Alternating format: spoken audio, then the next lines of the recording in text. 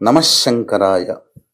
పంచశాప ప్రభావాలు ఏ కుటుంబంలోనైతే ఉంటాయో ఆ కుటుంబము అనుకున్నంతగా ఎదగలేకపోవడం అనేటువంటిది జరుగుతుంది. ముఖ్యంగా పంచశాప ప్రభావాలంటే స్త్రీ శాపము, గురు శాపము, దైవ శాపము, సర్పశాపము, పితృశాపము.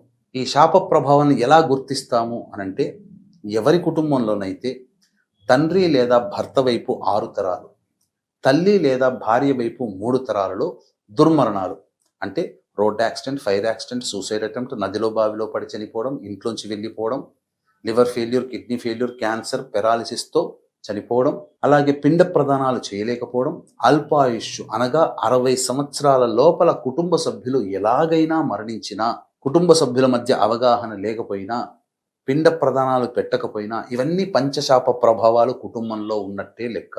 కాబట్టి ఈ యొక్క పంచశాప నివృత్తికై మే 23వ తారీఖు పితృదేవతా నక్షత్రం ఉన్నటువంటి మఖా నక్షత్రం రోజున కార్యక్రమాలు జరిపించడం జరుగుతుంది. ఈ కార్యక్రమంలో పాల్గొనదలిచినటువంటి వాళ్ళు మే 21వ తారీఖు లోపల నమోదు చేసుకోండి. స్వయంగా రాలేకపోతే బ్రాహ్మణుని కర్తగా పెట్టి చేయించడం జరుగుతుంది. అలాగే ప్రేక్షకులకు ఒక శుభవార్త, ఇక నుంచి ఈ పంచశాప నివృత్తి పూజలు, హోమాలు, కార్యక్రమాలు అనేటువంటివి తెలంగాణ, ఆంధ్ర ప్రాంతంలో అనగా హైదరాబాద్ చుట్టుపక్కల, విజయవాడ చుట్టుపక్కల చేయించడం జరుగుతుంది.